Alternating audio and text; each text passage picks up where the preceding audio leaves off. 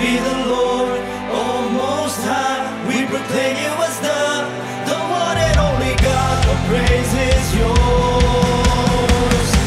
Oh, praise is yours. Your victory has set us free. Your victory is our freedom, our freedom. Your victory is certainty.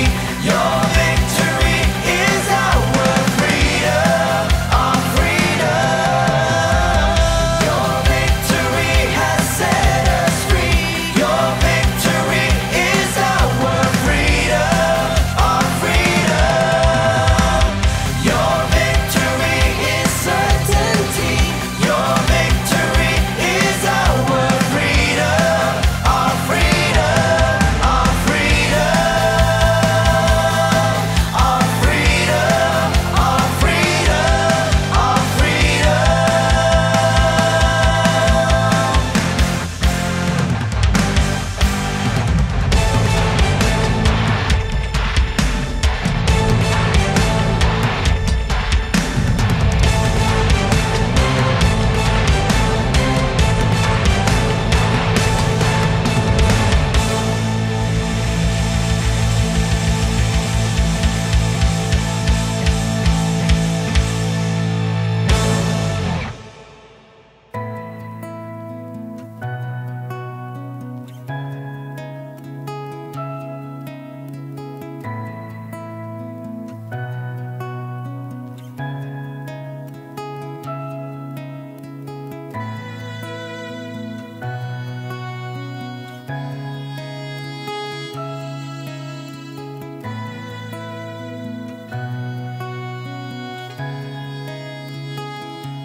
If anything or anyone I lay behind, all my sins, every fault, I clear my mind.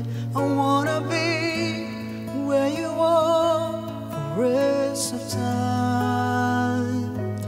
Jesus, Lord, my Savior, come fill me now. If anything or anyone I lay behind, all my sins, every fault, I clear my mind. I wanna live in your delight for all my time. Holy Ghost, empower me, come fill me now.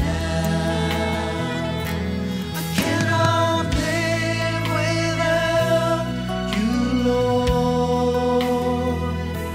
I cannot do it all alone. I wanna feel your holy fire in every step through every trial.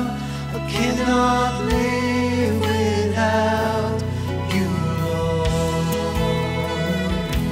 If anything or anyone I lay behind, all my sins, every fault, I clear my mind.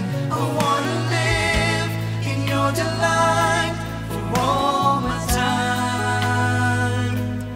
Holy Ghost, empower me, come fill me now. I cannot live without you, Lord. I cannot do it all alone. I wanna feel your holy fire in every step through every trial. I cannot live without you,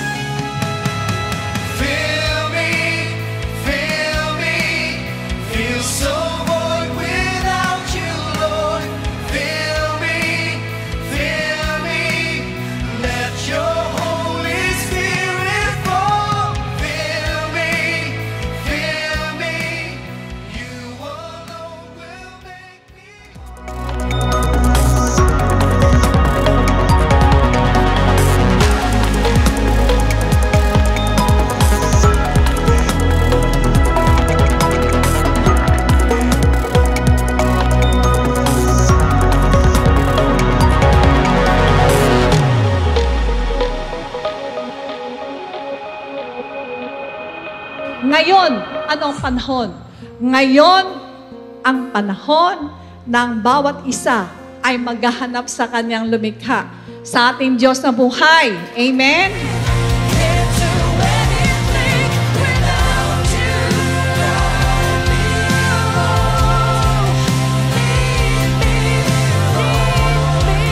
Leave me alone. Can't do anything without you. Hold me, Lord. Embrace me, Lord. Be the strength within. I can't do anything without you. Whether you like it or not, ayaw mo sa gusto mo, malalagay ka sa sitwasyon na siya lang ang aasahan mo. Wala nang iba. Para nga yung faith mo, ma-build up yung faith mo, para lumakas ang faith mo, para lumutang ang faith mo, kanya ka nilagay sa ganyan. Walang problema sa Diyos. Ang God hindi magkakaroon ng problem minsan man. Ang kailangan lang, your faith. Kanya pag ang faith natin malakas, ay, mapapakilos mo ang Lord. Yung sinasabi ng Lord, anong gusto mong gawin ko sa'yo? Gusto ko po ng ganito, Lord. Ayan. Gusto ko ng ganito, Lord. Gusto ko healing, Lord. As long as it is according to the will of God, andyan agad. Yan. Bigay ng Lord. That's why when we have a healthy and upright heart, yung decision po ng mind natin is sound, maayos mag-decision kasi nanggaling sa puso. Healthy yung puso mo eh. Malinis yung puso mo, upright siya eh. It is what? Willing to follow. Bibilis sumunod. Diba? Mas nauunawaan natin yung Word of God. And we're able to allow the Word of God to direct our actions properly without reservation. With the genuine repentance na binibigay po natin sa Panginoon, alam naman natin, si Lord, kaya niya mag-alis ng reproach. Kaya kanyang bigyan ng pagkakataong bumawi. Ang tao, hindi ka nabibigyan ng pagkakataong bumawi. Tutultukan ka, aalisin ka na, i-remove ka na. Pero ang Diyos natin, mahabagin sa lahat, mapagmahal sa lahat, mapagpatawad sa lahat. Hindi. God can remove it and give us a brand new start. Ang tagal-tagal mo nang may hinihingi sa Lord, pero until now, wala pa rin. Until now, hindi pa dumarating, hindi mo pa nakukuha. At halos sumuko ka na. Pero ang sabi ng Lord, don't give up. Huwag kang sumuko. Magpumilit ka. Pray and do not give up. Huwag kang tumigil sa pananalangin. Keep on praying until something happens or makuha mo yung kailangan mo.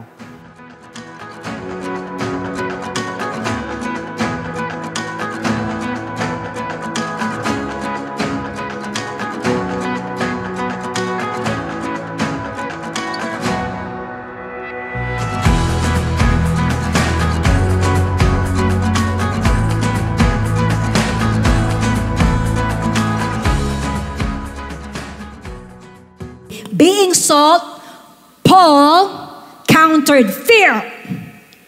Being light, Paul countered bad reality.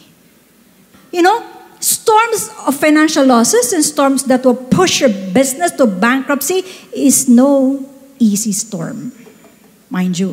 Natatakot ka rin pero kailangan mong sabihin. Alam nyo bakit? Pag sinasabi mo siya, naririnig ng tenga mo siya. Pag naririnig ng tenga mo, bumababa siya sa isip mo, puso mo, hanggang na-envelope yung buong pagkatao mo. Nung sinasabi mo, no, the Lord will rescue me. The Lord will show up one day. The Lord will deliver me out of this trouble. Ang sabi, if I obey the voice of the Lord, this will follow me. I will be blessed when I come in, blessed when I go out, blessed in the city, blessed in the country. The Lord will open up the good treasures in heaven and bless the work of my hands. I will be head and not tail. I will always be at the top and not bottom. Pag sinasabi mo yan, kahit natatakot ka!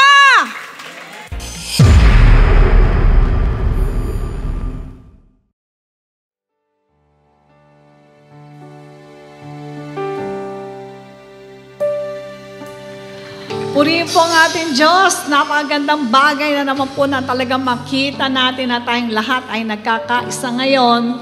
May unity tayo para itaas po ang ating pinakamamahal na Diyos. Pwede bang batiin natin, nasa likod natin, sabihin natin, magandang araw sa iyo. Magandang araw din po sa inyong lahat. Kasama po ng ating mga brethren na nasa center stage ng Star Mall. At sa lahat po ng mga kapatiran natin na nasa Luzon, Visayas, Mindanao, at sa mga international satellite churches natin, ganon din po sa inyong lahat na naka-tune in at makikisa po maghandog sa ating Diyos na buhay para po sa pagsamba, sa pasasalamat, at sa pagdinig ng kanyang dakilang kalooban. Welcome po sa Friends Again and Jesus Christ. To God be the glory. Amen. Purihin po ang ating Diyos. Tunay nga po na nakakasabik pong magpuri sa Panginoon na tayo pong lahat ay magkakasama. Ngunit bago po tayo sumulong, magbasa po muna tayo ng ilang talata sa Biblia. Sa 1 Thessalonians chapter 3, verses 7 to 10, therefore, brethren, in all our affliction, everybody say affliction, and distress, we were comforted concerning you by your faith. For now we live if you stand fast in the Lord. For what thanks can we render to God for you, for all the joy with which we rejoice for your sake before our God, night and day praying exceedingly that we may see your face. Everybody say face. And perfect what is lacking in your faith. Tunay nga po, napakabuti po ng ating Diyos. Alam po natin mga nakararaan po mga pandemya, afflicted po tayo ng kaaway. Dahil anong nangyari? Hindi po tayo pwedeng magkita-kita. Pero sa kanila, ganun din po. Sa kapanahunan ni Paul, talagang sinulatan niya ang mga taga-Thessalonica na kung saan sila po ay talagang nananabik din na makita ang bawat isa sa kanila. Kaya sabi, night and day, praying exceedingly that we may see your face. Ba't kinakailangan makita nilang face? To perfect what is lacking in the faith. Kaya tayong lahat, kapag tayo po ay nandirito at nagkikita-kita, gusto ng Holy Spirit na tayo magkita-kita mukhaan para ma-perfect ang ating pananampalataya. Amen? Alright, iyuko po natin ang ating mga ulo, tayo po manalangin. Dakilang Ama, maraming salamat po. Tunay nga po na kung wala kayo, hindi namin kayang dalhin ang sarili namin sa ganitong banal na gawain. Ngunit nandahil sa inyo, O Diyos, sa udyok ng Holy Spirit, nandirito po kaming lahat. Kaya hinihiling namin na yunat mo ang iyong mapagpalang kamay. Basbasa mo po kaming lahat.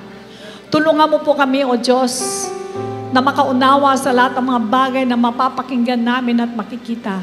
Buksan mo po kami ng aming mga kaisipan. Palayasin mo anumang mga problemang nasa isip ng iyong mga anak. At ang puso ko meron daladalang kabagabagan, worries or fear, pinalalayas po namin ito sa aming mga puso. Tulungan mo po kami na ngayon ay madama namin ang presensya mo. Samantalang kami po isama-samang magpupuri at magpapasalamat sa inyo.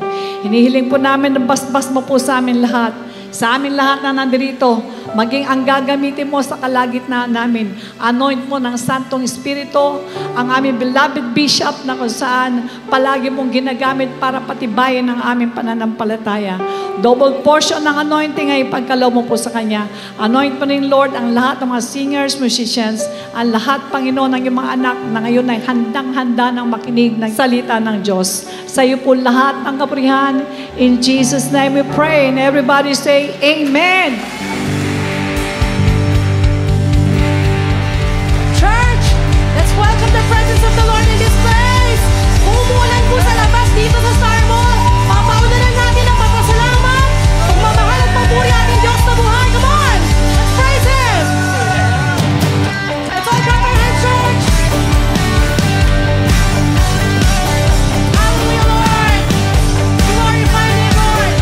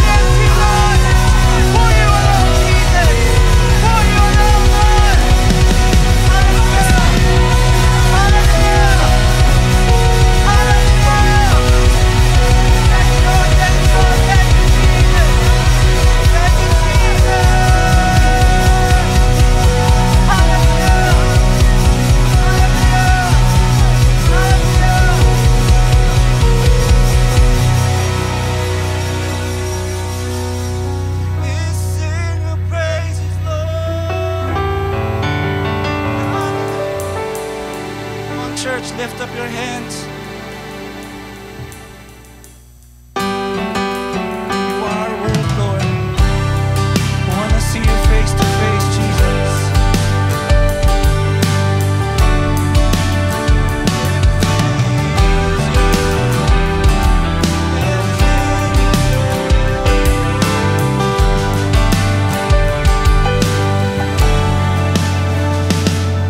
My Father, I adore you more than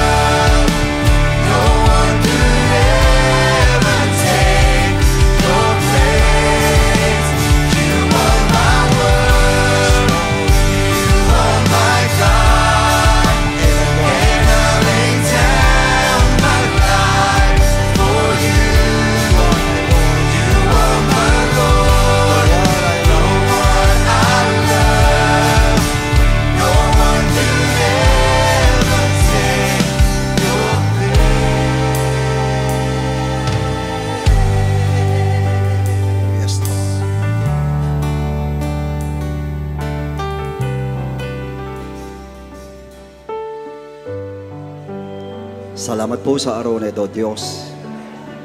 At muli ka nanguna sa amin, Panginoon ko. Salamat sa presensya mo, Panginoon. O Diyos ng buhay. Muli kami lumalapit sa iyong harapan, Panginoon. At todo pasasalamat, sobrang pasasalamat, Lord, sa kalakasang bigay mo sa amin, sa lahat ng bagay na binibigay mo sa amin, O Diyos. Bukod sa lahat ng aming kaligtasan, Panginoon. Marami pong salamat, Lord. At tulutak mo po sa araw na ito, Diyos, ay muli ka mangusap sa amin, Lord. Ang bawat sasabihin namin, O Diyos, ay hindi lamang namin pakinggan, kundi ito'y maisagawa po namin lahat, Ama. Linisin mo po ang aming puso at isipan, O Diyos, para malaya kang makakilo sa amin lahat, at malaya makadalo yung Espiritu Santo mo sa inyong lugod, patungo sa lahat, mga anak nun, nandarito pati lahat na nanonood sa television, Ama. Salamat na marami, Lord, and this we ask in Jesus' name. Amen and amen. Purihin ang Diyos, mga kapatid, at salamat po sabagat sa araw na ito ay muli tayo nakita-kita dito at naniniwala ako ng Diyos po ay kasama po natin. Of course, yan ang pinaka-the best sa lahat. Every Sunday, how I wish na sana lahat po tayo, pati kayo nanonood sa television, ay makasama namin dito para sa ganun live po na tayo nakapag-praising, nakapag-worship sa ating Panginoon. Alam niyo kasi sinabi ng Bible, huwag niyong kaligtaan ang pagtitipon-tipon sa Hebrew 10:25. Lalo't ngayon nalalapit na ang araw. At alam natin yung araw na yung mga kapatid, ang araw ng pagbabalik ng ating Panginoon. Kaya wala nang panahon para po sa ating pansarili na ating mga damdamin po, kundi ang dapat po sa ngayon po, ang heart po natin ay nakaprepare po, handa tayong lahat po. At isang mabigat na bagay po na dapat abutan tayo ng Lord na nananampalataya. Sa paanong paraan? Yan ang tanong ngayon. Yan po ang tatalakayin natin ngayon. Abutan tayo na dapat itong ginagawa po natin. Otherwise, baka po may iwan tayo. Ako naniniwala sa lahat ng ginagawa natin sa Lord, pagpe-praise natin, worship natin, of course, prayer number 1 yan. Pero aside from that, at meron isang bagay na dapat po na tayong ginagawa upang na sa ganoon, pag inabutan tayo ng Lord, ay makasiguro tayo, yung po'y sign ng isang pananampalataya na inabot ka sa ganung sitwasyon, ibig sabihin nun ay nananampalataya ka. Dahil alam ng Lord, ang pagbabalik niya ay last days. And last days are not good days. Yan ay bad days. Aminin po natin. Marami pong kasamaan nagaganap, maghirapang nagaganap, kaya imposible lumutang ang pananampalataya. Pero pag ginagawa natin ito, despite of the fact na narito sa ganito sitwasyon po ay sagisag ito at ebidensya ito na ikaw ay nananampalataya sa ating Panginoon. Now, again, the book of Acts chapter 8, Verse 29 says, Then the Spirit said to Philip, Go near and overtake this chariot. So Philip ran to him and heard him reading the prophet Isaiah and said, Do you understand what you are reading? And he said, How, unless someone guides me? And he asked Philip to come up and sit with him. But nung aakyat pa tayo po, may sinabi po mga kapatid, dito po sa verse 29, the Spirit said to Philip, ito ang gusto kong bigyan ng diin, Go near and overtake this chariot. Ibig sabihin, ang Espiritu po ang nagsabi sa kanya. Ang Holy Spirit ang nagsabi kay Philip, ano sabi nga doon? Go. Yun ang sabi nga doon. Then sa verse 30, sa Philip, run to him. Ganun katindi po.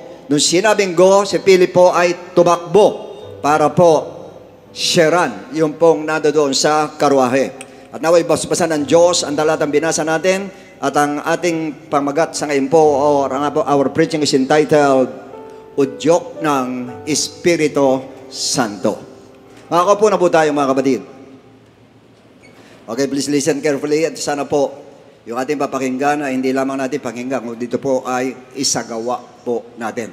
Now, if we're going to observe the life of Paul, we can see that his life was put into danger many times. Marami pong beses. Now, siya mismo nagsabi po sa 2 Corinthians 4:8-12. Basahin nyo na lang po.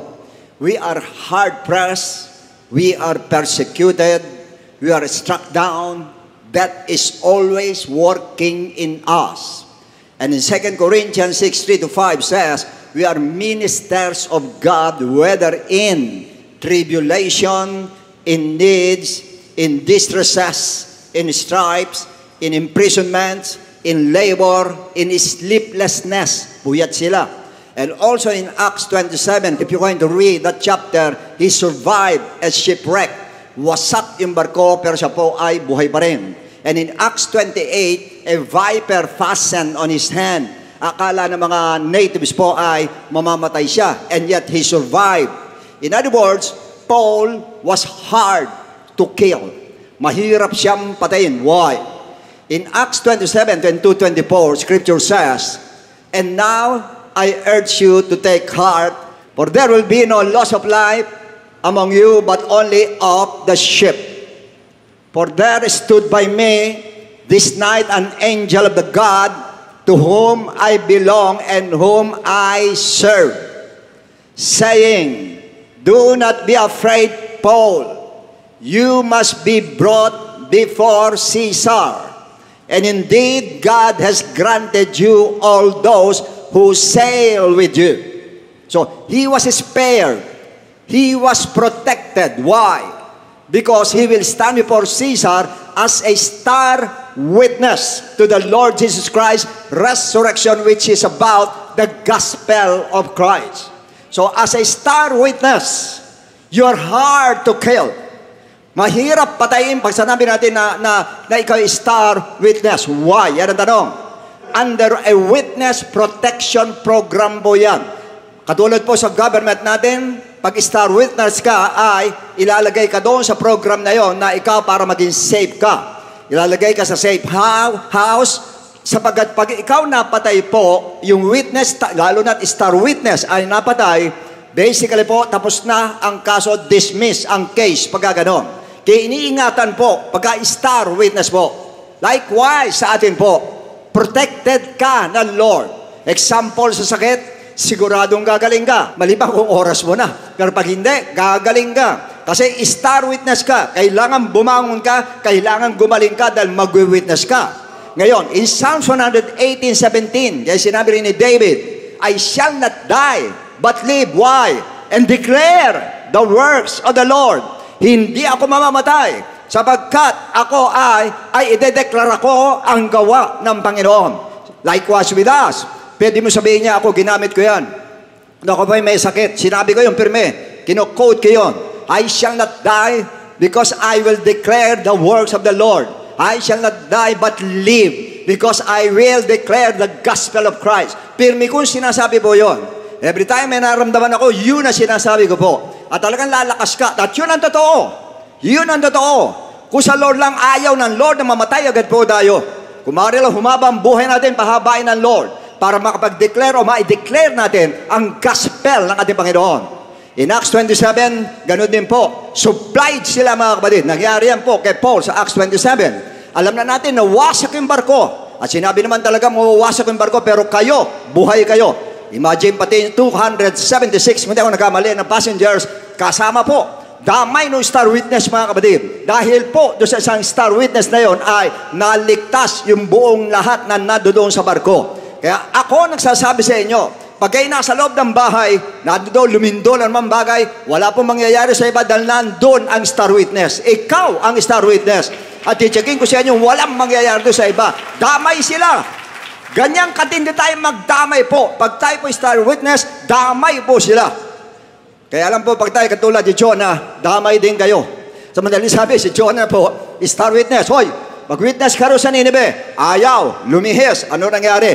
Dumating ang bagyo, lulubog yung barko, kasama yung lahat ng kasama niya, damay din yung kasama niya. Dahil hindi siya mabuting star witness, tumatalikod siya sa kanya pong obligasyon, sa kanya responsibility as a star witness na gugunawin ng Lord ang Nineveh. Bukod doon, supplied ka. Kaya sinabi ni Paul, but my God shall supply all my needs. Ang isa sa reason po doon, hindi lamang dahil doon sa pera, patatin doon sa chapter na yon, kundi po alam niya, bilang star witness siya ay hindi siya pababayaan ng Lord. Ang tanong, bakit star witness about the resurrection of Christ?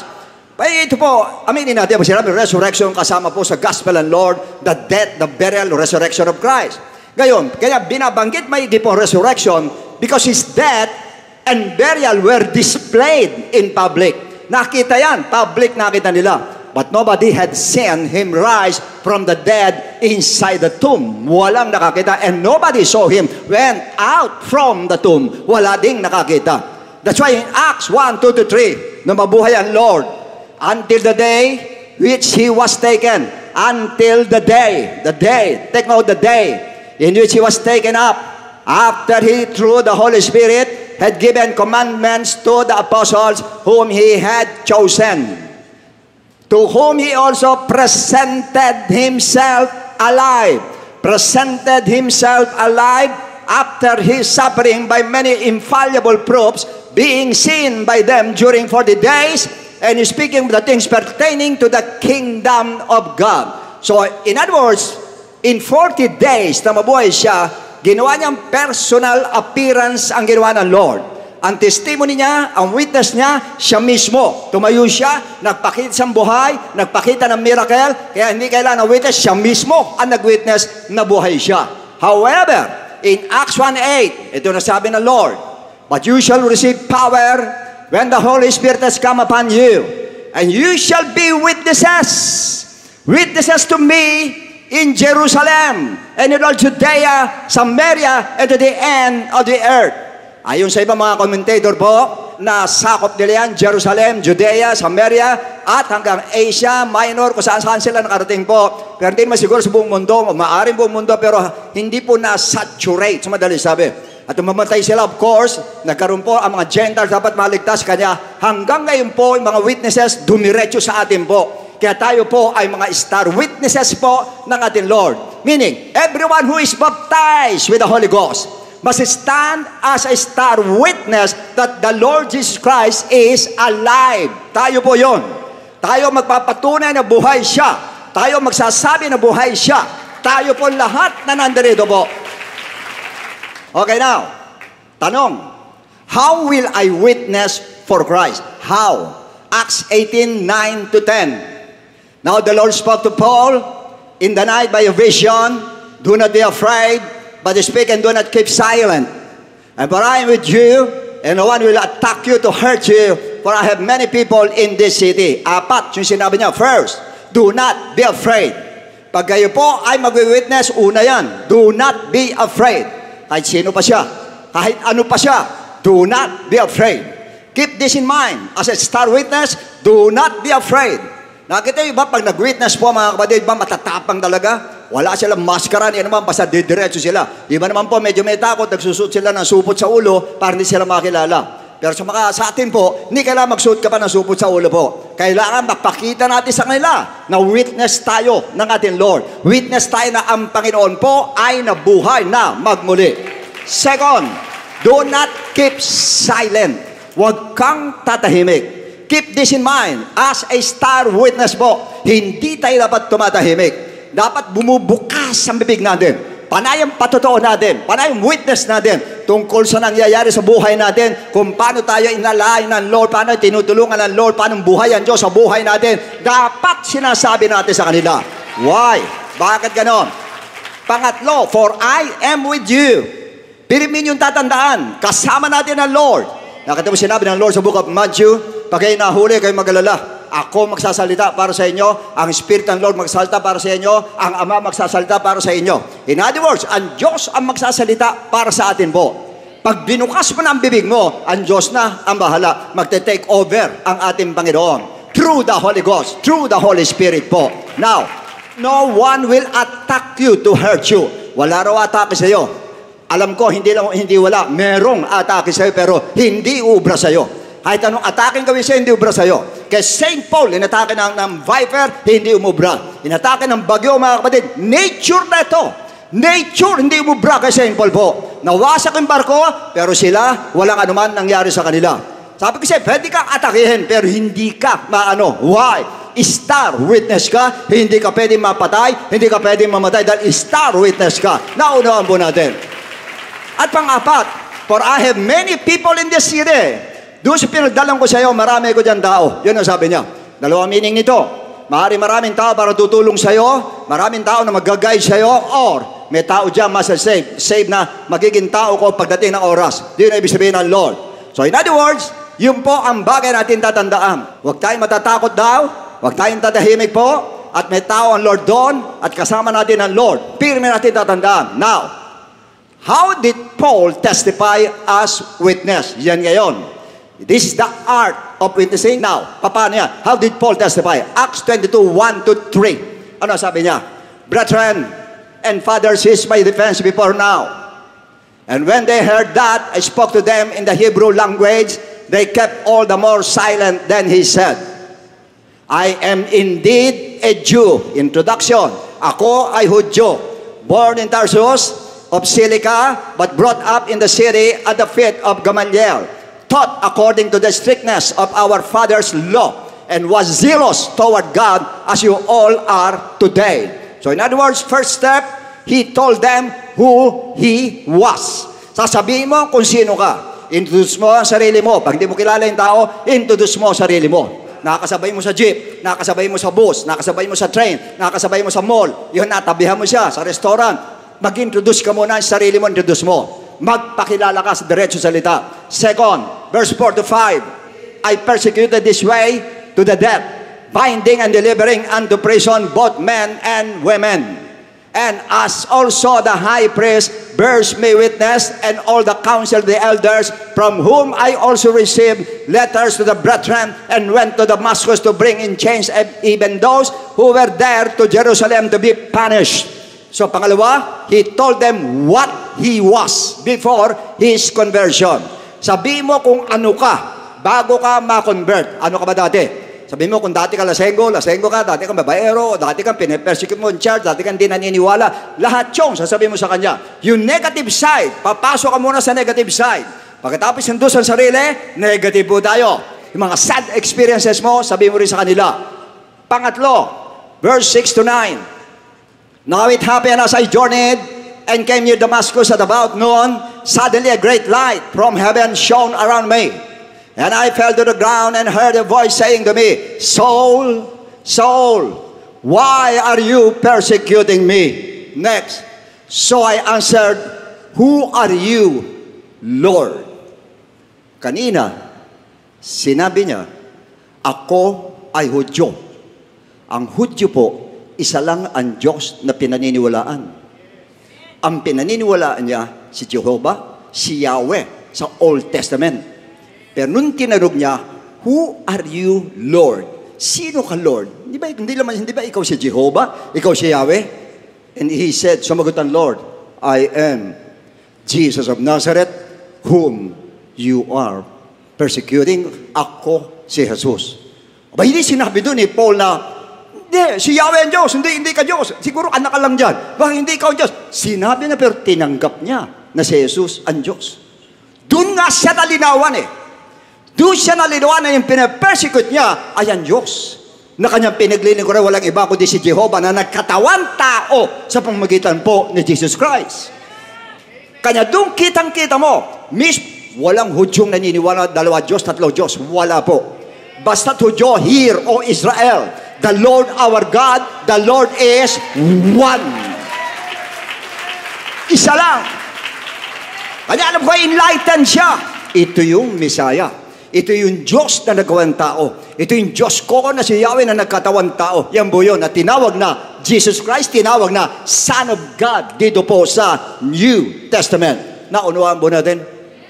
Then, those who were with me, indeed saw the light and were afraid. Yung light na yun, naniniwala ko, nagpaliwanag sa utak niya.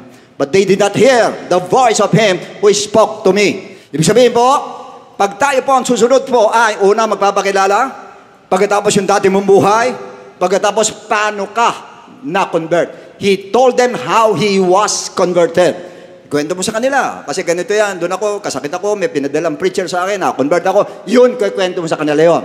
Sabi mo kung paano ka na-convert. Next, verse 11 and 13. And since I could not see for the glory of light, being led by the hand of those who were with me, nabulag siya, I came into Damascus.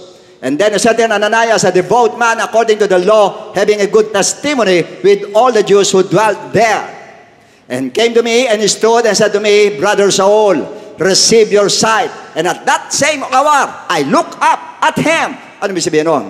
He told them about the miracle of God. His experience with Christ. Yun po na patutuloan natin. Ano experience mo sa Lord? Naka-experience ka ba ng healing? Naka-experience ka ng miracle? Ng protection, ng supply, ng solution sa problem? Yun naman ay kukwento mo sa kanila. Nakukuha po natin. So, 4 po yun. Yan ang step per Yan ang basic steps ng ating pong testimony na tatayo bilang witness po tayo. Now, through these things, you can prove that the Lord Jesus Christ is alive. Then, invitation. Invite natin sila dito sa Star Mall o doon sa Cuneta, Astrodome o sa ating online service po. Ando na po, diretso na po. Bakit ay sinave ng Lord? Ba't siya sinave? Verse 14 to 15. And then he said, the God of our fathers has chosen you. Pinili ka that you should know His will. Anong will ng Lord? Pinili ka para malaman ang kalooban ng Diyos. Ano kalooban niya? And see the just one. Hear the voice of His mouth. 15. For you will be His witness to all men of what you have seen and of what you have heard. In other words, siya po ay pinili, mga kapatid, para mag-witness. At ito ang kalooban ng Diyos, na tayong lahat na baptize ng Holy Ghost ay tumayo ka bilang star witness ng ating Panginoong Hesukristo. Sabihin mo raw kung ano nakita mo, sabihin mo raw kung ano narinig mo, sabihin mo kung ano na-experience mo sa ating Panginoon. And surely, brothers and sisters, 101% lahat tayo rito may na-experience tayo sa ating Panginoon na maganda sa harapan natin Diyos sa buhay.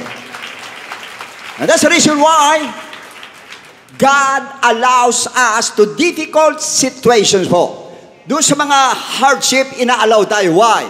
Number 1, yes, to test our faith. But second, also to test if you're going to witness that He is alive after He delivers us. Sa Tagalog, titignan niya kung ikaw'y tatayong witness, pagkatapos kang tulungan ng Lord, kung tatayo ka rito para mag-witnessing sa mga tao o pupunta ka sa ibang lugar, sinman tao masalubong mo na meron kang pagkataon makausap ay mag-witness ka sa Kanya. Tinitignan ng ating Lord. Pagkatapos mong makuha ang blessing sa Lord, pagkatapos mo makuha ang healing sa Lord, pagkatapos mo makuha ang miracle ng Lord, dapat mo ang kasunod bubukas na ang bibig mo. Naunawaan po natin. Example, Peter, Acts 12, 13, 17. Alam natin ito, nakulong siya, tapos nakalayan siya, dumating ng angel, nakalabas siya. Ngayon pumunta sa hideout nila, kumatok siya. And Peter knocked at the door of the gate. A girl named Rhoda came to answer. When she recognized Peter's voice, because of her gladness, she did not open the gate, but ran in and announced that Peter stood before the gate. So hindi niya binuksan. Pasok sa loob, sinabi sa mga disciples, "Hoy, andyan si Peter, andyan si Peter." But they said to her, "You are beside yourself, wala ka sa sarili mo." Yet she, kasi alam nila nakakulong talaga. And yet she kept insisting that it was so. So they said, "It is his angel." Angel na yan, hindi si Peter yan. So may angel si Peter. Papayag ba kayong wala kayong angel? Sino-sino may angel taas sa kamay? Meron tayong angel po. And now Peter continued knocking, and when they opened the door and saw him, they were astonished. Nagulat sila. Di ba nakakulong ka? Kwentuhan yan, Jack. Sigurado. Ito ngayon, sabi ng Bible now, but motioning to them with his hand to keep silent. Tumahimik muna kayo. Quiet, quiet lang. Quiet. Hindi, nagtataka ko, ba't ka na quiet? Tahimik muna, tahimik. Okay now. And he declared to them how the Lord brought him out of the prison. Ayun, nagpatotoo na siya. Nag-witness siya ngayon. May angel ang gano'n, biglang bumba, tapos tinapik ako, ginising ako, tapos lumabas kami, at dire-diretso kami, wala rakit, tapos amin, nagpatotoo na siya. Ganyan ang witness eh. Patotoo agad. At hindi lang yon. And he said, "Go! Hayo kayo. Tell these things." Sabihin niyo rin ito sa kabila. So, ibig sabihin, ang pag-witness po, winitnessan ko to, dapat utusan mo rin yan. Sige, sabihin mo sa kaibigan mo. Yun nangyari sa akin, pwede mo patotoo yan, patotoo mo sa kanya. Ganun pala yun. Nakukupo natin. And James to the brethren, and he departed and went to another place. Doon naman sa ibang lugar. Ibig sabihin ito, pagkatapos may mangyari sa kanya, nagpatotoo. Likewise to us. Nagpapatotoo tayo dito. Why? Dahil may nangyari po, dineliver tayo ng ating Lord. But basically, listen carefully. We're pleased to testify after being delivered from trials. But what about before our deliverance? Bago ka tulungan ng Lord, nagpapatotoo ka ba? Yan ang tanong ngayon. Si David, 1 Samuel 17:32, wala lumabang kay Goliath. Ano sabi ni David? Then David said to Saul, "Let no man's heart fail." Huwag kayo matakot. Because of him, your servant. Ako, I will go and fight with this Philistine. Sumagot yung hari. And Saul said to David, you are not able to go against that Philistine to fight with him, for you are a youth. Bata ka pa, hindi ka pa pwede. And he ran a man of war from his youth. Pagmula sa pagkabata, siya ay warrior na. Ikaw, bata ka pa. Hindi ka pa nga naging warrior eh. Alam ko, pastol ka eh. Sumagot nga siya. Ano sabi niya? Moreover, David said, the Lord, ibig sabihin, may ginawa na ang Lord sa kanya. The Lord who delivered me from the paw of the lion and from the paw of the bear, He will deliver me from the hand of this Philistine. And Saul said to David, go, and the Lord be with you. Pinayagan siya. Yung una po, sinabi ni Saul, hindi ubra. Ang sabi, hindi po. Kasi po, yung mga leon, kuya, berhan po, ay, pinapatay ko po yan, sinasal ko yan, binabalibag ko yan. Sinabi niya, experience niya, yung ginawa ng Lord sa kanya. Pero pagkatapos nun, sinabi niya yung nakaraan, nagpatotoo siya. Nag-testimony siya sa ginawa ng Lord sa kanya. Pero ngayon, nagte-testimony siya, nagwi-witness siya na gagawin ng Lord sa kanya. He will.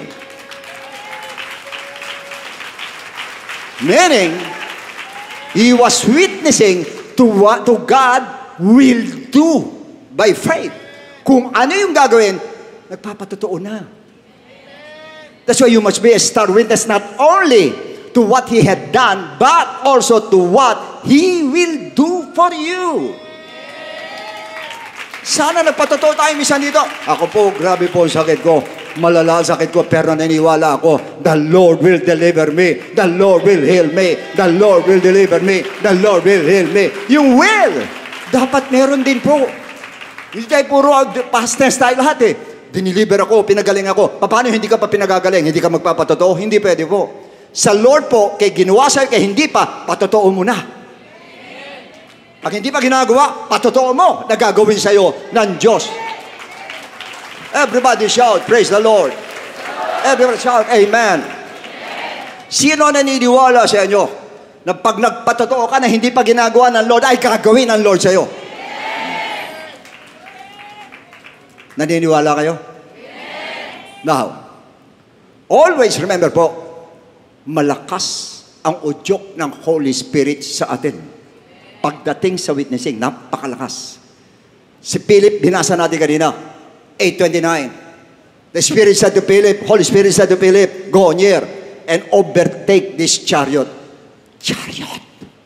Ang chariot po, madalas po, 2 kabayo niyan eh. O lagyan natin, 1 na lang ang kabayo. Tumatakbo. Ano sabi niya? And then, Philip ran. Tumakbo siya. Hindi sinabi ni, teka muna, Holy Spirit, tumatakbo yan. Ano yung habulin ko yan? Pagkasabi ng Spirit sa kanya, takbo ka siya, hinabol niya, chariot, habulin mo. Para mag-witness ka lang about the gospel of Christ. Ganong katindi ang urge ng Holy Spirit sa kanila. Ganong katindi yung udyok ng Holy Spirit sa kanila. Sinabi, he ran and heard him reading the prophet Isaiah and said, do you understand what you are reading? So tumakbo siya. Tumakbo siya para pakita doon sa Holy Spirit. Hindi dahil pa sa harap pakita eh. Kundi yung nararamdaman niya, ang lakas ng urge sa kanya. Napakalakas. And how I wish sana ganun kalakas ang udyok sa atin ng Holy Spirit. Kahit nasa jeep, habulin mo yung jeep. Kaya pinapalam sa atin ng Lord. Pinapalam sa atin ng Lord na, kasi kumisa sa mall lang eh. Kilala ko yun ha. Kilala ko yun. Dapat, kilala ko yun ha. Teka, ay, miss, habol agad. Di ba ikaw kasi kaya kita nun eh. Sa high school, di ba? Oo, ikaw si Maria, di ba? Pag oo niyan, ayun na. Pakilala ka na. Kanina, introduce mo. Ako si ganito, kasi kuya alam mo ko. Di ba dalisaktan, loko yung araw, di ba? Ako yun. Di ba din sabi? So, pagkatapos, ano sabihin mo ngayon? Ano sabihin natin? Pagkatapos ng magpakilala? Ano ka dati? Oo. Siguro kilala mo rin ako dati. Di ba? Pilyo ko noon. Alam mo nung ginagawa ko na, di ba? Sabi mo, paano ka na-convert? Tapos na-convert, sabi mo kung ang miracle ng Lord sa'yo. May magugulat ka, nasa Jollibee na kayo. Kwentuhan na kayong dalawa. Mamaya nagsishare kayo, mamaya magugulat ka. Madadala mo na sa Star Mall. Dapat pirmin yun, dalhin sa Star Mall, dahil Star Witness tayo. Nakunuhan po natin. Acts 21, 11-14. And when he had come to us, he took Paul's belt. Ito sabi ng propeta, bound his own hands and feet, and said, thus saith the Lord, thus saith the Holy Spirit. Ang sabi ng Holy Spirit, So shall the Jews at Jerusalem bind the man who owned this belt and deliver him into the hands of the Gentiles. Ikagapos ka at bibigay ka rin sa mga Gentiles sa galit sa iyo. Next. Now when he heard these things, both we and those from that place pleaded him not to go to Jerusalem. Paul, huwag ka nang pumunta. Propeta na yung nagsasabi. Ito ang mangyayari sa iyo. Hindi naman sinabi ng Holy Ghost sa ng propeta na huwag pumunta. Kaya lang, ito mangyayari sa iyo. Akin na yung sinturon mo. Igagapos ka ng ganito. At pagkatapos, ando doon, mga Gentiles, nakaabang na sa iyo. Sabi, gugulpihin ka ng mga yon. Persecute ka. Sabi ng mga kapatiran, huwag na. Huwag ka nang pumunta. Huwag ka nang pumunta. Siguro ko sa atin, oo nga naman, huwag na tayong pumunta. Baka madali tayo doon. Hindi siya ganun Alam mo sabi ni Paul? And Paul answered, what do you mean by weeping and breaking my heart? For I am ready not only to be bound. Ready ako hindi lang para itali, but also to die at Jerusalem for the name of the Lord Jesus Christ. Handa ako mamatay. Makapag-witness lang ako para sa ating Panginoon. Ang tanong, bakit siya ganun? Yung sobrang udyok ng Holy Ghost sa kanya, damang-dama niya. Dama niya, very strong na urge ng Holy Spirit, nararamdaman niya na mag-witness siya noong oras na yun. Sa madaling sabi, siya po, kahit sabihin natin na alam niya yung susuungin niya, ay hindi maganda, sige pa rin siya. Why? Nananaig yung udyok ng Espiritu Santo. Ganong katinding udyok sa kanya. Sa atin, ano udyok ng Espiritu Santo? Paglabas natin dyan, kumain tayo, hindi ba? Dahil marami restaurant dyan. Pero pinapaalam ng Lord po sa atin, dapat ganyan din kalakas yung udyok sa atin. Pinalalaya na nga ito Oy, Paul, laya ka na! Ano sabi niya? Hindi, teka muna. Pinahirapan niyo ako rito Ako, Romano ako. Hindi pa pwedeng, pinalalaya na ayaw pa. Alam niyo kung ba tayo lumaya? Magsishare pa siya kay Cesar. Hindi, dalhin niyo ako kay ganun. Dalhin niyo ako kay Agrippa. Dalhin niyo ako kay ganun. Dalhin niyo ako sa mataas. Why? Magsishare siya ng gospel. Doon yung makikita pag yung udyok na Espiritu Santo sa'yo, walang takot. Hindi ka matatakot. Talaga haharapin mo kung sino yung pinakamataas. Sige. Dahil alam mo, ang dala-dala mo, pinakamataas yung dala mo Kanyalaan na doon, walang takot. Sige. Ngayon ang tanong, bakit tila baga, mahina ang udyok ng Espiritu Santo para mag-witness? Why? Tandaan po ninyo, 4 ang nag-uudyok sa atin po. Una, ang demonyo. Uudyok ganyan. Puro negative, sabi sa'yo. Tatakutin ka, lalagyan ka ng takot, para hindi ka mag-testify, lalagyan ka ng fear, o lalagyan ng worries, lalagyan ka ng, yung mahihiya ka, parang nakakaya lumapit, inferiority complex, bibigyan ka, padadama sa'yo yun, para hindi ka makalapit sa tao. Yan ang gawa na, uudyukan ka niyan. Marami sa atin, dapat, share mo na yung boss mo, papunta ka na rin sa kwarto, kakatok ka na Pag gano'n mo, baka galit alis ka na ngayon. Kasi yung boss mo medyo stricto, sigaw na sigaw. Lalo pagka gano'n, takot tayo pagka gano'n. Lalo kang tatakutin ng devil. Huwag yan, sisigaw ang kanya. Pag nag-share gospel, business to, gag-gospel mo, ano ka ba? Sisigaw ang kanya, tsaka na, pag may pagkakataon. Hindi naman sabihin huwag Tsaka na, pag may pagkakataon. Pero wala nang pagkakataon yun. Dahil talaga tatakutin ka ng tatakutin para hindi ka mag-share. Marami sa inyo naman masukan, ba't di ka makapag-share sa boss mo? Tatakot ka, kasi boss Natatakot ka, boss. Humahawak sa'yo, may-ari sa boss mo, may-ari ng kumpanya mo, may-ari ng kumpanya, ang Lord mismo. Kaya natatakot. Pangalawa, ang world. Gano'ng katindi udyok ng world? Sa pleasure. Kasi ngayon, sobrang stress ang tao ngayon. Pasyalan ang gusto. Iba hindi nagsisimba para magpasyal lang. Talagang kasi, hindi masisi, kasi stress sila. Kaya yun ang pumipigil sa kanila. Nauudyokan sila. At aminin natin totoo mga kapatid, yung iba po talagang pag nandoon, lalo nasa pasyalan, nandoon sila, tapos sa restaurant, nakausap na yung waiter, non-believer, nalilimutan na mag-witness. Nalilimutan na. At hindi sa anong pambagay mga kapatid, yung po ginagawa namin nila pastora. Basta't kumain kami sa restaurant, akin na yung bill, tapos ang bill, hawak na isa sa online natin, oy, manood ka nga pala, may online kami, may gano'n kami, ganyan. Witnessing na yun. Pero pag ganun, pleasure ang nasa mind mo, naudyukan ka ng pleasure, hindi mo maisip yun. Walang share yan. Sigurado yun. Hindi ka mag-witness. Why? Yung pleasure, yung world ang nasa mind mo, yung world. Once na ang mind mo nasa world, hindi ka mag-witness. Titsakin ko sa inyo. Third, ang flesh. Tulaman natin. Ang focus ng flesh, alam niyo na. Yan pirme, ang focus niya. Nandiyan dyan ang focus. Sa job, hindi niyo ba alam, may nag-witness din sa atin, ano nagmisa sa job. Sasabihin sa'yo, ang ganda na ng trabaho mo, ang laki na ng kita mo, may bubulong sa'yo. Sprat, huwag dyan, lumipat ka rito, mas malaki sweldo rito, mas maganda sweldo rito. Kasi dito, malaki sweldo mo, nakakapag-ministry ka. Palilipatin ka doon sa hindi ka makapag... Pero malaki talaga sweldo. Pero hindi ka na makakapag-ministry. Doon ka palilipatin ngayon. Uudyukan ka rin, may mag-witness din. Ikaw naman ngayon, nalimutan mo, star witness ako dito, pwede ako mag-witness dito, hindi pwede. Hindi mo na maiisip yun. Makikita mo, ito, kikita ko ng malaki. Ganyan madalas. Sa abroad, ganyan po. Kanya tayo nadadali misa sa abroad. Hindi lahat ha. Kasi iba pag nagpunta, may gawain naman, nakapag-ministry pa. That's good. Very good. Pero yung iba, suntok sa buwan. Pupunta ka, hindi mo alam kung may church, hindi mo alam kung meron kang pupunta, kung yung spiritual mo madadali, hindi mo alam. Pero pupunta ka pa rin. Why? May nag-witness sa'yo. At sumusunod ka sa witness, ang lakas sa udyok sa'yo. Why? Ay, 3 doble kikitain mo, 4 doble kikitain mo, 5 doble kikitain mo, pero hindi mo alam. Yung espiritu mo nabubulok. Yung espiritu mabubulok. Samantalang, 5 doble, hindi lang, 10 doble kikitain mo. Pero bulok ang espiritu mo. Pipiliin mo. Dahil yung udyok na yun, napakalakas. Ang lakas ng udyok nito. Napakalakas. Di ba sa inyo pag may sakit, ano nasamahin natin? Ano udyok sa atin? Gamot. Ano kayang gamot gagaling? Yung herbal. Kaya ako herbal, gano'n. Yung doktor, sino doktor? Kaya nawawala na sa natin.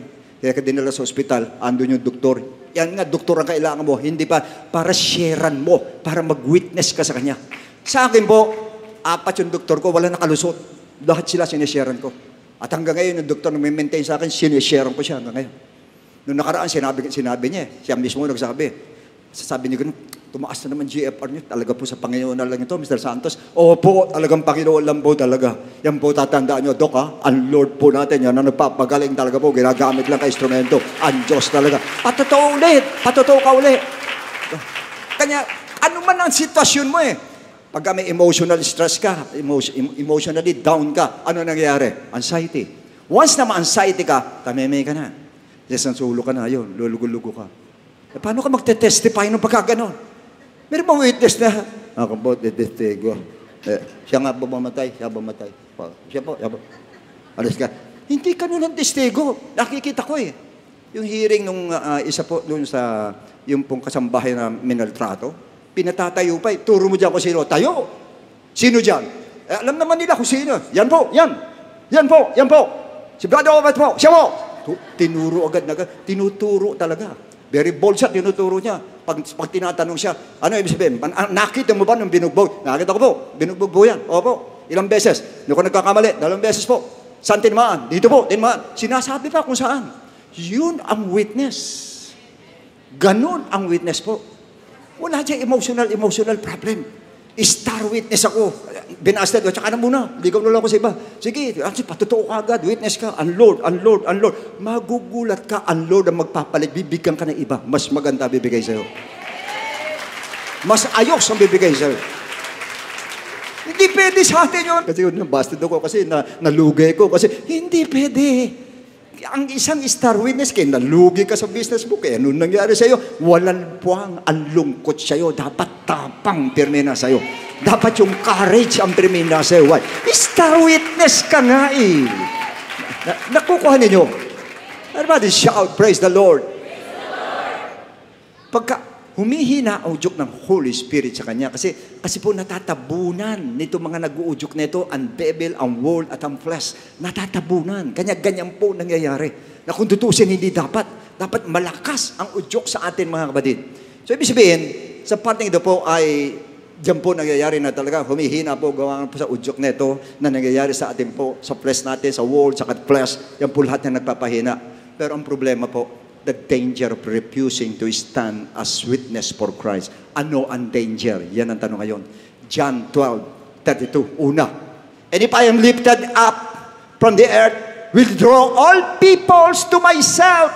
Pag ako tinaas ninyo, magdadala ko ng tao sa akin. Ibig sabihin nun, maraming maliligtas.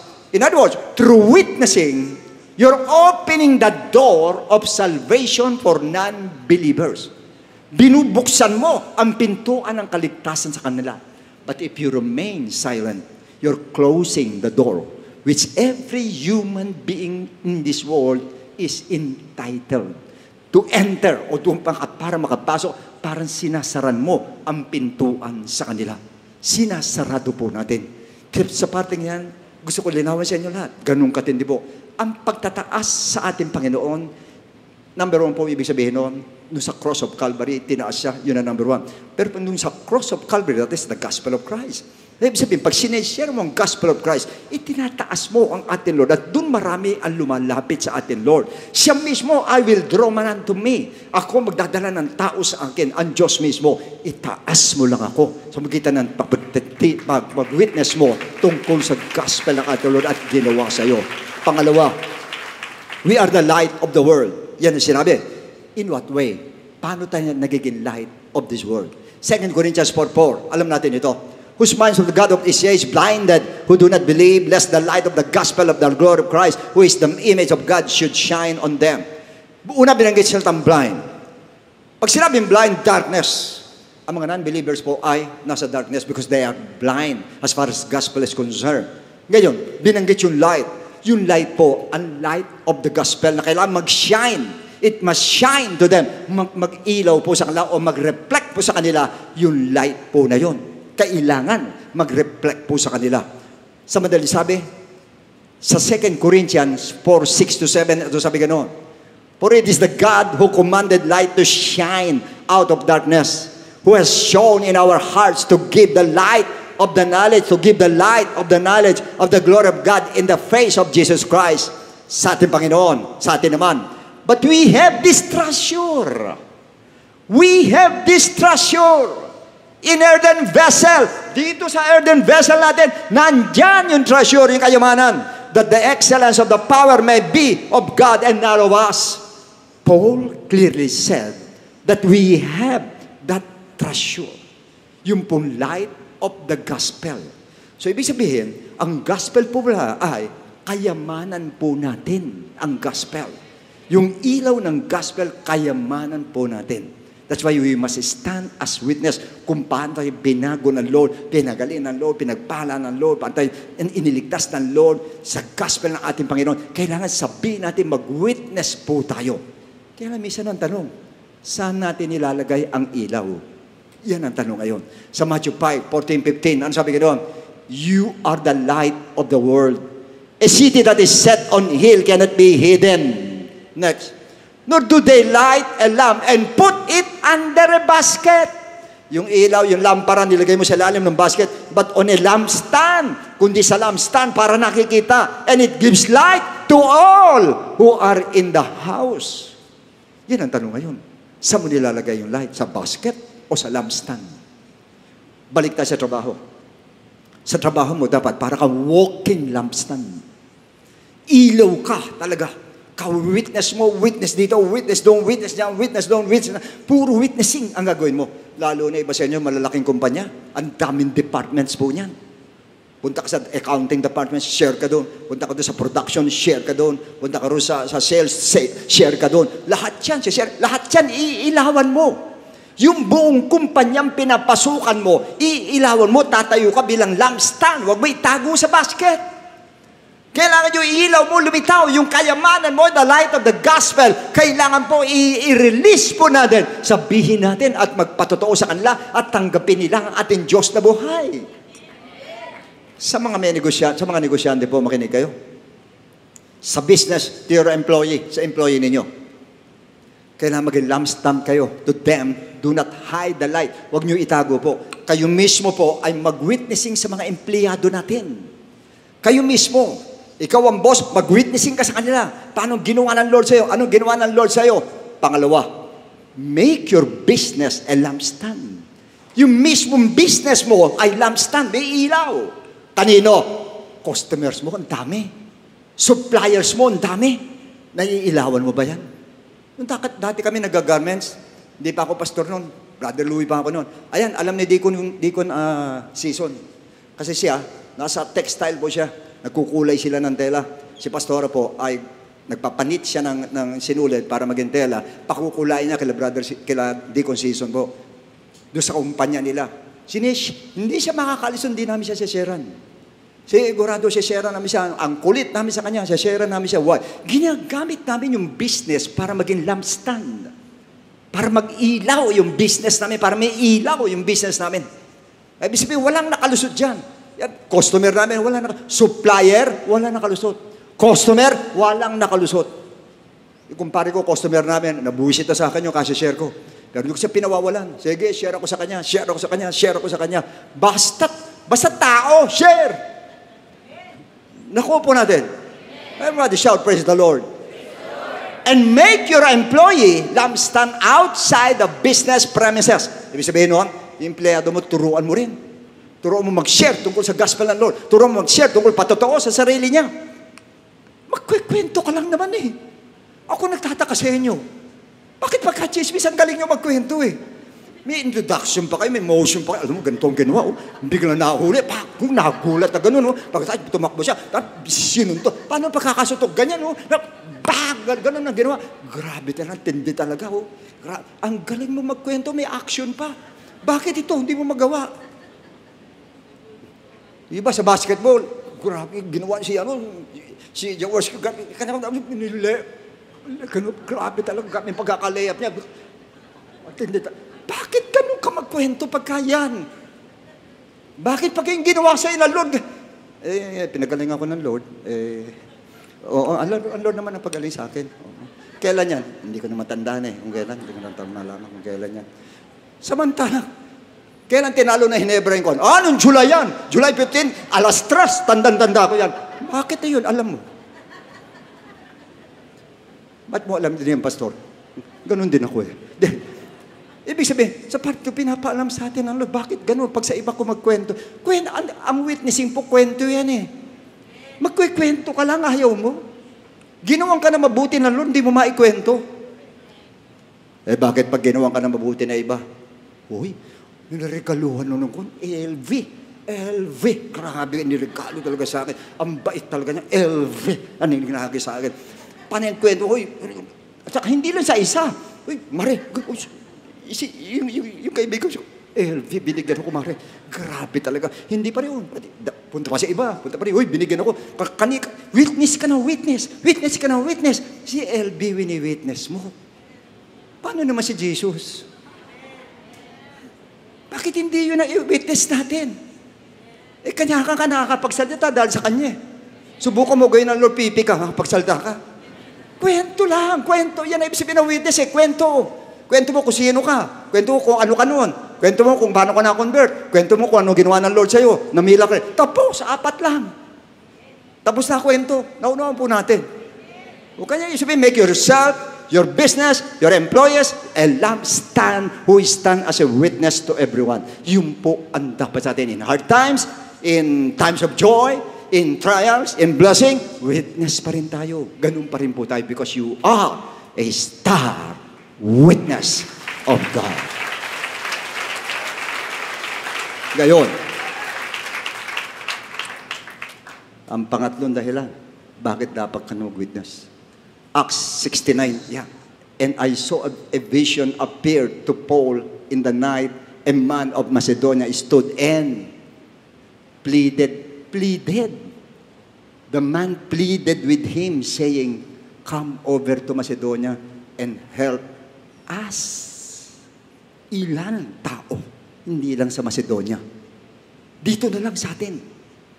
Ilang tao sa Metro Manila ang sumisigaw ng help me. Ang mga soul nila sumisigaw ng help me. Ilan? Napakarami. Na sumisigaw na tulungan sila. Tulungan sila. Tulungan sila. Kasi hindi nyo nakikita, kasi soul sila, kaya hindi natin nakikita. Pero kung alam lang natin, marami sila. Marami sila nangangailangan ng mga star witnesses. O star witness na lang para mag-witness sa kanila. Dahil marami sila nangangailangan sa kanila spiritual. Hindi nyo lang alam. Yung masasalubong nyo dyan sa mall, paglabas ninyo, iba dyan nakatawa lang yan, sumisigaw ang soul yan. Sumisigaw ng help me. Help me. Help me. Dahil alam nila kung saan mapupunta ang mga soul nila. At hindi lang yun. Yun dito po sa Macedonia. Kung pupunta kayo sa hell, sa Luke 16, ano sabi ng mayaman? Send Lazarus. Padala mo si Lazarus doon sa kapatid ko para mag-witness sila. Para mag-witness na ano? Para sabihin sa kanila, totoo may impyerno. Tatanungin ko kayo, ilan ang sumisigaw sa impyerno na magpadala ng witness doon sa mahal nila sa buhay dito? Napakarami. Nalulunod yan dito sa ibabaw ng mundo, nasa ibabaw tayo, nalulunod ng tawanan, nalulunod ng kasiyahan, samantala sa ilalim yan, kung sa ilalim man ng hell, ang daming sumisigaw. Help me, padala ka ng witness dito, padala ka ng witness sa kapatid ko, nandiyan dyan sa ibabaw ng mundo, buhay pa siya para hindi siya mapunta sa lugar na ito. Ang daming sumisigaw na gano'n. Napakarami. That's why do not be hindered by the urge of the devil, by the urge of the world, by the urge of the flesh, but by the influence, by the urge of, or by the influence or by the urge of the Holy Spirit. Yun ang dapat nasa atin po. Yung urge na yun dapat nasa atin. Matatalo yung urge ng devil sa atin. Ang urge ng trabaho, masenso, ano, matatalo yun. Ang nasa atin, mag-witness po tayo. Sapagkat ako nagsasabi po sa inyo, yung opportunity dumarating sa iyo, mas malaki kikitain mo, mas malaki sa sweldohin mo, titsakin ko sa isang araw, wala sa iyo ang ating Lord at mawawala ka sa Panginoon. Sapagkat iba po ang urge ng, pag pinigilan mo urge ng Holy Spirit, malalaman mo kung saan ka mapupunta. Alam natin, hindi maganda. As a matter of fact, sa Acts 20:24, ang sabi nga nun, how I kept back nothing that was helpful, but proclaim it to you and taught you publicly and from house to house. Next, testifying to Jews, witnessing to the Jews, and also to Greeks, repentance toward God and faith toward our Lord Jesus Christ. And see, now I go bound in the Spirit to Jerusalem. Pupunta ako sa Jerusalem para itali ko, not knowing the things that will happen to me there. Hindi ko alam kung ano mangyayari sa atin, except the Holy Spirit testifies in every city, saying that chains and tribulations await me. At nag-iintay sa akin, tribulation, kapigatian, at ako'y igagapos ng kadena. Pero ano sinabi niya? But none of these things move me. Nor do I count my life dear to me.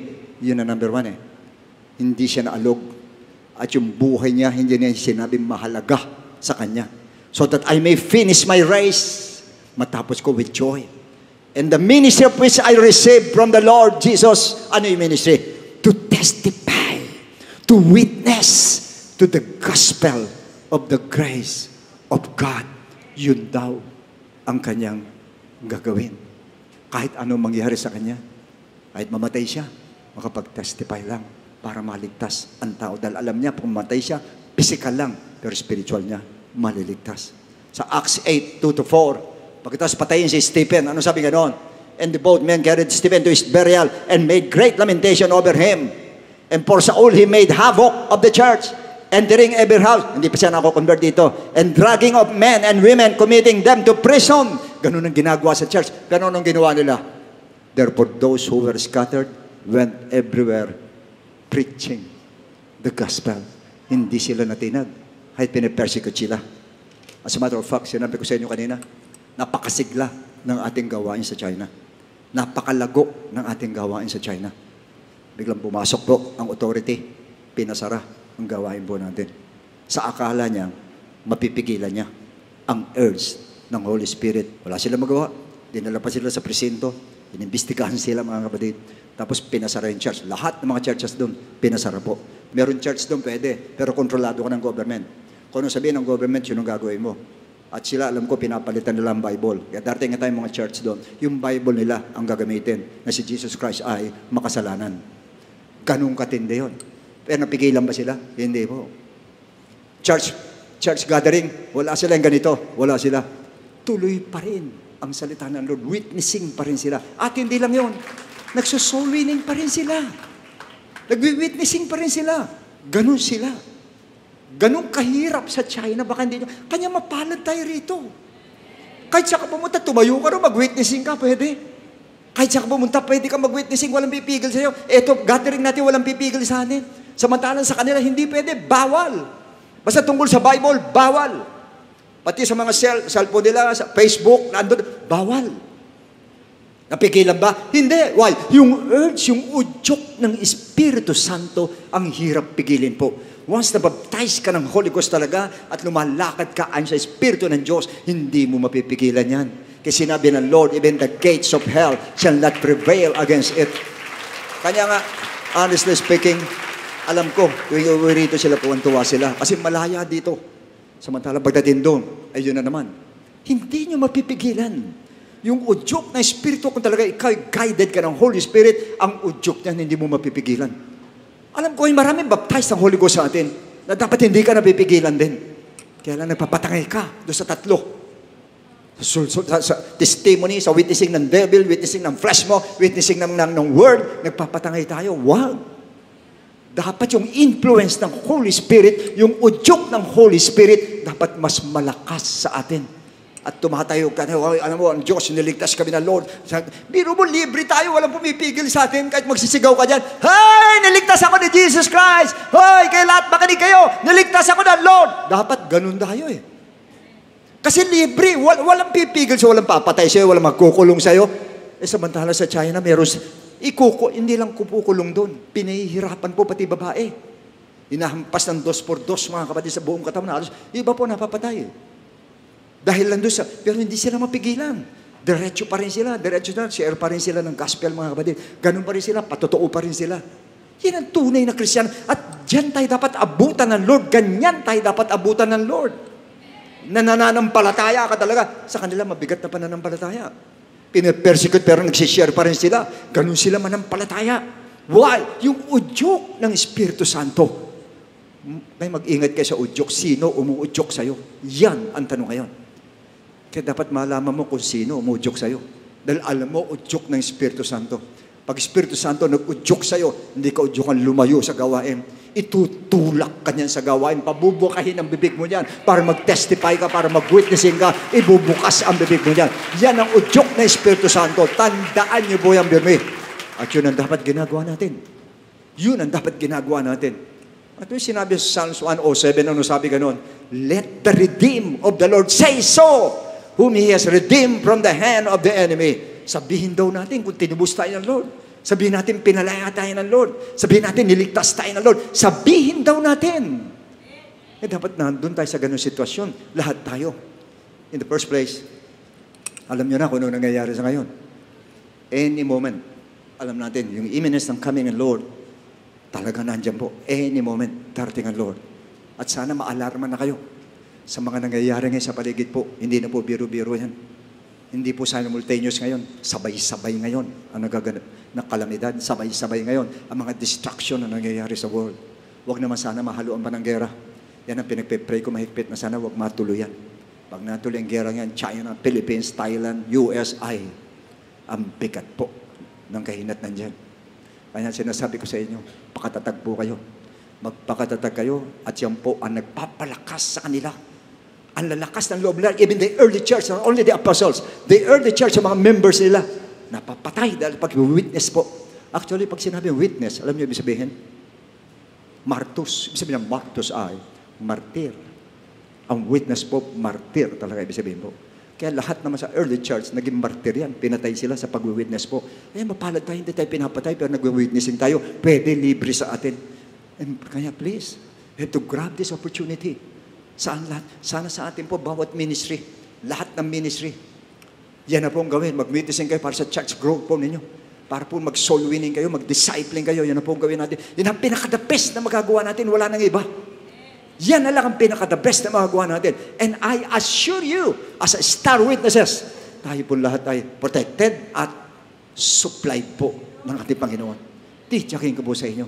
Kaya andun ang secret. Andun ang secret para makasurvive ka sa panahon ngayon. Mag-star witness ka, survive ka. Sigurado yun. Dahil may protection ka, supplied ka pa ng ating Panginoon. Sana maging matalino tayong lahat. At ma-discern ninyo, mas-sense ninyo kung saan nanggagaling yung umuudyok sa inyo. Para na sa ganun, hindi mahinder ang Espiritu Santo sa ating buhay. Everybody shout, praise the Lord. Shall we all stand please? Umawi tayo sa ating Panginoon.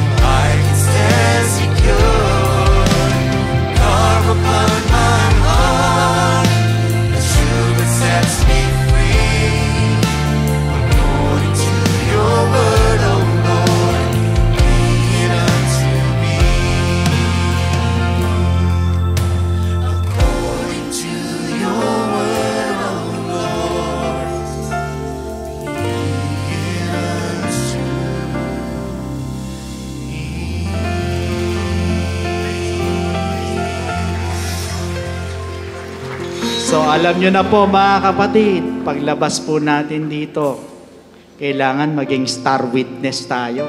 Amen? Of course, udyok po yan ng Holy Spirit po sa atin. Praise God, salamat po sa Panginoon. Of course, salamat po sa napakaganda mensahe. Talagang nire-remind tayo ni Lord, mga kapatid. Ito po yung purpose natin. Ito yung trabaho natin. We are called to be saved, of course. At hindi lang po para maligtas, kundi para maging witness po tayo sa ibang mga tao regarding po sa gospel of salvation, especially sa mga non-believers po. Amen po? And most of all, sa ating po mga first-time guest po na nandito, hindi po sa mga visitors po, at sa mga first-time viewers po, unang-una, welcome po kayo sa aming pong gawain. Maraming salamat po sa pagpapaulak po ninyo sa aming pong gawain. So perhaps nagtataka kayo, no, bakit kayo nandito? Naniniwala po ako may purpose ang Panginoon po sa inyo po mga buhay. Katulad po na napakinggan po natin kanina, napakahalaga po ng gospel po sa buhay ng tao. Kaya po tayo pinag-share ng gospel, hindi lang po sa ating pong para maligtas, kundi para ibang tao rin madala natin sa ating Panginoon. At naniniwala po ko sa mga first-time guests po namin, tsaka bisita po na nandito, at sa mga first-time viewers, ay may purpose po ang Diyos po sa inyo. So marahil lang iba sa inyo, mabigat ang problema, may dinadala ka. Wala kami may offer po sa inyo, kundi ang pangalan lang ng ating Panginoong Jesus. Yan lang po. Dahil nasa Kanya lang po yung katugunan at kasagutan sa inyo po mga problema. So regarding po sa Gospel of Salvation na napaka-importante po na malaman po ninyo, hindi lang po malaman, ito'y kailangan po natin paniwalaan para po sa ating pong kaligtasan. Pag sinabi po nating salvation, ang sabi po sa Ephesians chapter 2 verse 8, for by grace you have been saved through faith. So malino na sinabi na data, we are saved by grace through faith. Kaya alam po ang tanong, saan po tayo mananampalataya at maniniwala? Yan po ay matatagpuan po natin sa 1 Corinthians chapter 15 verse 1 to 4. It is about the gospel of Jesus Christ na kailangan natin sampalatayanan at paniwalaan yung pong death of Christ, yung burial of Jesus Christ at yung pong resurrection of Jesus Christ. So tatlo po yan. So please listen to me sa lahat ng ating po mga first time guests. Importante na tayo maniwala po dito sa death, burial, and resurrection. Kaya alam po, right after we believe, hindi po dyan natatapos. Hindi po ibig sabihin tayo nanampalataya at naniwala, wala na po tayong gagawin. Kasi po, ang sabi po sa 1 Peter chapter 4 verse 17, sa bandang bababon na talata, what will be the end of those who do not obey the gospel of God? Ano daw ang katatapusan?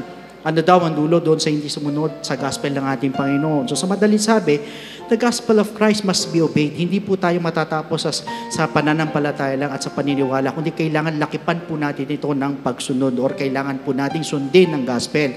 Kaya alam po ang tanong, how will you obey? It is found in the book of Acts chapter 2 verse 38. First, we need to repent. Tayo po magsisisi po ng ating pong mga kasalanan. We're going to ask for forgiveness. We're going to confess our sins. At naniniwala po ako, kahit marami tayong kapalpakan sa Panginoon, marami tayong nagawang kasalanan, kahit ikaw na yung pinakamasamang tao sa balat ng lupa, for as long as nandun yung genuine repentance sa inyo po mga puso, the Lord is willing and able to forgive your sins. Bakit? Kasi sa puso po nakatingin ng Panginoon. Hindi naman po sa nagawa natin kundi yung taos puso na tayo po humihingi po ng tawad po sa Kanya. Yan po yung unang-unang step. We need to repent at dyan din po papasok yung pong death to sin. Now second, we need to be baptized in the name of Jesus Christ. Kailangan tayo po ibautismo sa tubig or ilulubog po tayo sa tubig in the name of Jesus Christ po yan. At sabi po sa Romans chapter 6 verse 4, therefore, we were buried with Him through baptism into death. Ulit ko, therefore, we were buried with Him through baptism into death, that just as Christ was raised from the dead by the glory of the Father, even so we also should walk in newness of life. So sa madaling sabi, we need to be baptized in the name of Jesus Christ. Why? Para bagang inililibing naman po natin ang ating pong mga kasalanan, kasabay naman po ng paglilibing kay Kristo. So importante po ito, kailangan maganap po sa ating pong mga buhay. Now the third step is, we need to receive the gift of the Holy Spirit. Diyan naman po papasok ang ating transformation, ang ating mong regeneration. Sa madalit sabi tayo, mababago na po, na nabanggit po sa Romans 8:11, kaya hindi po sa Titus 3:5. In fact, once we receive the gift of the Holy Spirit, we're also receiving power. Aminin nyo man hindi, sa mga bisita na nandito, sa mga first-time viewers, lahat tayo may kainahan. Ang hirap magbago. Pag sa ating po mga sarili lang, magbabago tayo ng 1, 2 araw, 1 linggo, 1 buwan, 3 buwan. Sa susunod na panahon, bumabalik po tayo sa dati.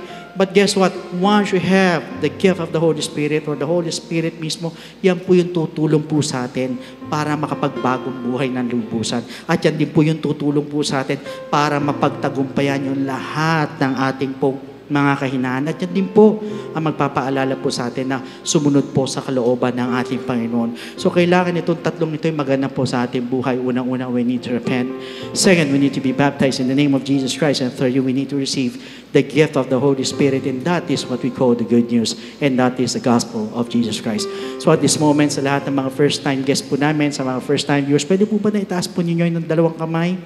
Bilang tanda ng pagsuko, yuko po ninyo yung mga ulo. Please repeat after me. At tayo po, pag-pray po natin sila. Sige po sa mga bisita, taas po ninyo yung dalawang kamay. Sumunod kayo sa akin sa panalangin ito.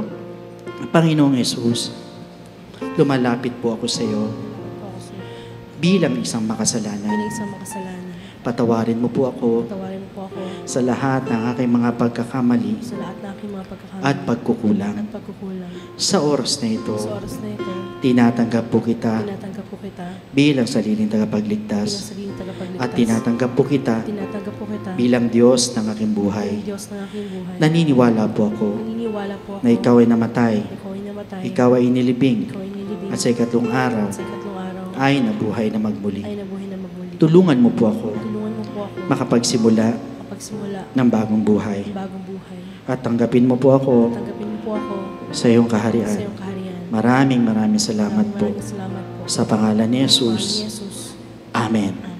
So yan po yung first step. Para sa pangalawang step po, nandiyan naman po yung mga telephone numbers po natin. Pwede po kayo mag-message dyan, pwede kayong tumawag dyan para mabigyan po tayo ng further instructions. So meanwhile, here's our beloved Pastor Norma for the additional message and benedictions. And once again, God bless every one of you, and to God be all the glory.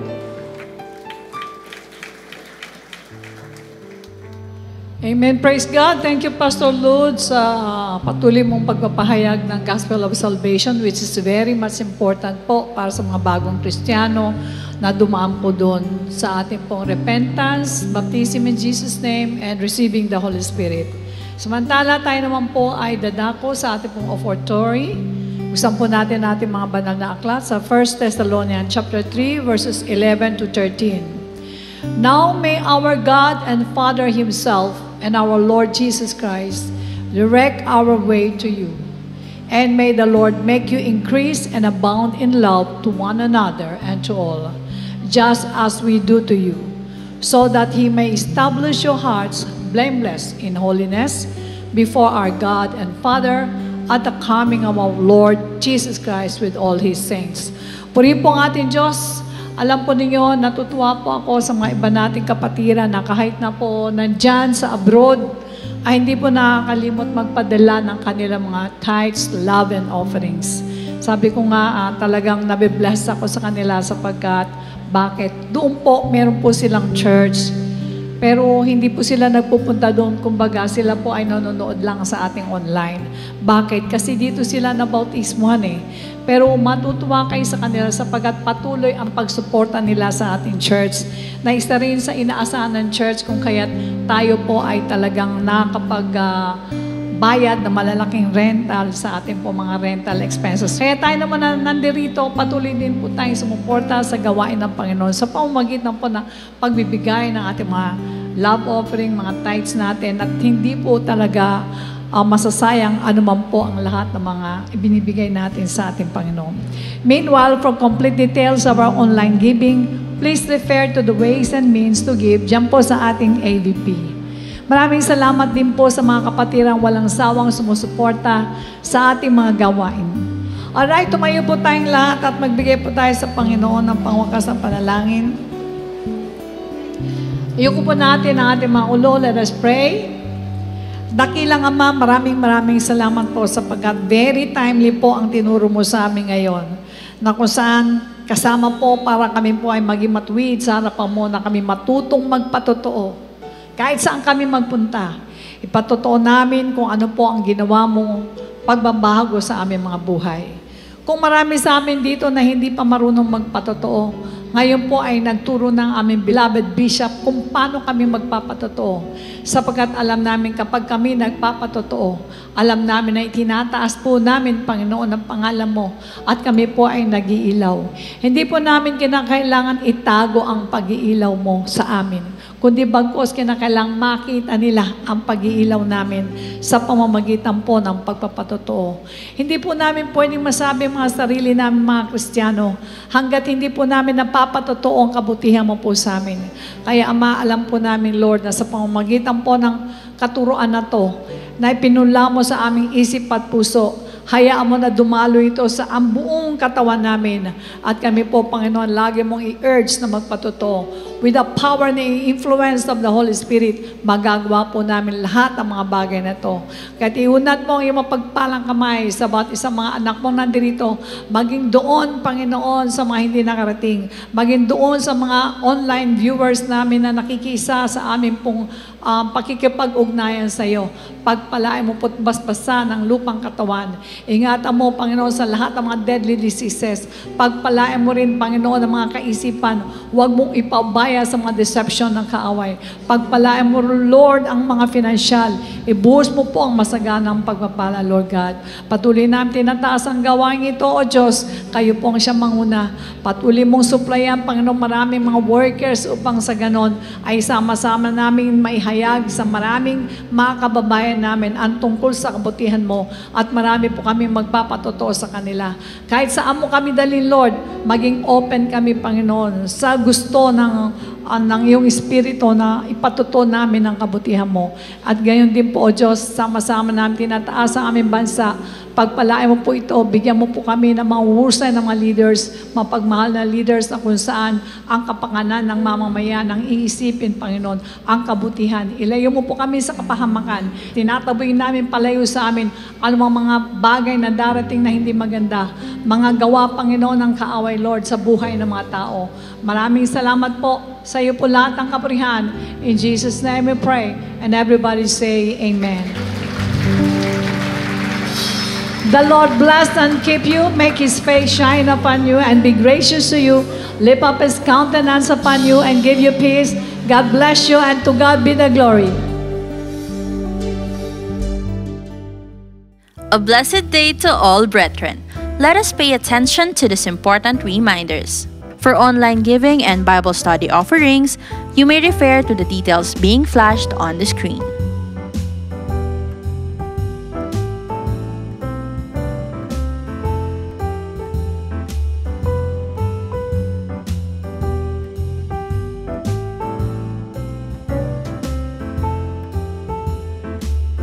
Kung nais niyo pong magpa-schedule ng baptism and one-on-one online counseling via Zoom, you can call us via the contact numbers flashed on the screen and send a message on our Facebook page. Let's continue to support our church. We are excited to announce these church updates. Let's join us one for this month's congregational fasting. Please be advised that this is moved to an earlier date, which is on October 14, Saturday, 9 a.m. at Star Mall Edsa Shaw Trade Hall. Celebrate God's goodness and declare His awesome power. Join us for our on-site worship service at Cuneta Astrodome next Sunday, October 15. See you at 9 a.m. with your loved ones and friends. Calling all main church servants force teaching and extension church pastors. Catch the continuation of the Teachers Training Seminar entitled The Teacher, tomorrow, October 9, 7:30 p.m. via Zoom.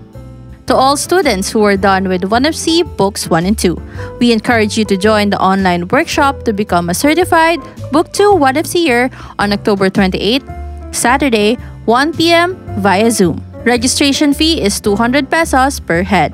Sign up now via the 1FC portal at 1fc.jctgbtg.com. To all 1FCers and their students, see you at our next 1FC Fellowship Night on November 6, Monday, 7 p.m. via Zoom. This is also open to those who are interested with our 1FC discipleship. This is your chance to join the Servants Force, calling all those with God-given gift and skills. We are looking for passionate individuals who will be part of the worship team, Cat Prod, and Service Operations Ministries. For worship team, We need vocals and band such as electric or acoustic guitarist, bassist, keyboardist, and drummer. For CatProd, we need new addition to the C-Cube, video team, multimedia and graphics services team, audio and tech support. The service operations is also in need of Bethesdan, Gideon, and Comrades. The applicants must have completed 1FC Books 1 and 2 as a basic requirement. Scan the QR code to apply or fill out the online application form found on our social media pages and website. Our Servants Force Department will get in touch with you after the submission of the application form.